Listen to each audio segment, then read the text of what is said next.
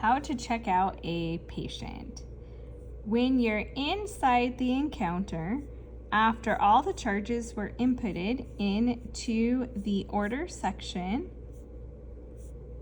you can then go to the invoice that will pull that information from the order section. You can see here that the price has changed because in this corner you see the senior tag and a senior discount has been applied. Senior discounts don't go for everything. Medications, diagnostics usually are not included in the discount, but vaccines are.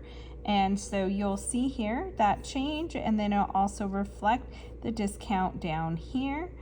Manuals, if you just found out that they're a senior and you haven't had a chance to add that tag into the client section, then you can come and apply a coupon by clicking it and hitting senior discount manually. You don't need to do this if it was a tag up top and already applied. We also have a discount for the initial bag or 6 cans of Purina food for the first time that they get that specific food. This will pre-populate and remove that charge. We also have a discount if we do multiple blood tests together, such as a Chem 15 and T4, or CBC, electrolytes, and a Chem 15. We do a blood work package discount versus if we do a single T4, a single CBC, Chem 10, Chem 15, we do not. So that would be the additional things to manually apply. You can put a memo if you had here. This also will tell you, we don't need, whoops, I just deleted that by accident here. I recalculated, you saw that. If you accidentally remove it thinking that you put that on, you could just recalculate and it pulled back that senior discount. So one thing you want to make sure is, does everything look appropriate? Did you get all the vaccines that was truly given? Was there anything else that we needed to add? If you do need to add, this is one place you can add. When you're in an encounter, it is better to go back to the order section and add it from there. So it's documented inside that encounter instead of separately. So that's the preferred area. But once you feel that everything is good, you're happy and ready to go, then what you will do is come to the bottom of that invoice and then finalize. Once you finalize it though, you are not able to do any adjustments. So please make sure everything is completed, done. No extra medications are warranted or needed. So please make sure of that before. And then when you are ready, you hit finalize. It is important to hit finalize because we need to make sure that it properly puts that invoice into the billing section, which now turned orange at the top. This also alerted us that we have some problems that we need to take care of. Somehow we forgot to put in an address, city, state, and postal code, and we're gonna have to go back and click on the client portion and fix that information. Otherwise, from this screen, there's 2 ways of checking out. There is going up here and clicking in the billing section, and there's checking out right here. Checking out here is a good quick option unless there is a previous charge.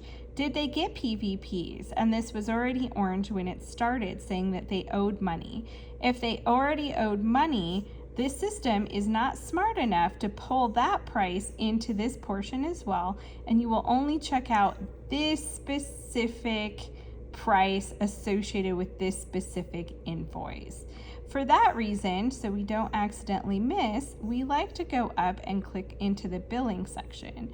This is the section that also has the area where we can do things like additional estimates. So if you didn't have an encounter open and you wanted to create an estimate, you can see that. It will also show us the historic amounts that they have paid and how they've paid in the past. And then it will also, at the top of it, it'll show us the current balance due and how many open invoices there are. You want to make sure that if there's multiple open invoices, that you have both of them in green. If one of them is in orange, it's not finalized and it will not pull over on this balance during the checkout process. This is important because we want to make sure every price is taken care of at the one time. So this one just has the $72 one, so we're going to be able to do a new payment. The new payment section is one that you can come up to this area, and this is where you could add, let's say they want to pay $100 and have a credit on their account for the remaining between that $72 and the $100. This is how you have to do that portion, and to change the amount manually and put that in as a bigger payment. Otherwise, if you can still use this, but you would have to hand click and make sure that the prices, you have to type in the $72. Otherwise, a secondary one, once you verified everything was fine, there was no secondary bills, then you can come back in by clicking to the same section and hit checkout as well, and then this will populate. So depending on how many open invoices, those are your two options of how to make your payments. In here, you'll see who is paying. If there was two different people on the account, you pick who actually came in today and who paid. It'll tell you what discounts were applied. And then changing the amount here, this is only thing you would do in this screen is if they're paying by multiple types. They have cash that they're doing for $10 and they're putting the remaining on a credit card. Then what you'll do is come in here and hit cash for that and then mark as paid, and then you'd have to redo this for the remaining amount as well with the credit card. Or if they're paying the full amount, then you just keep it at the same amount, and then you pick what are they paying with.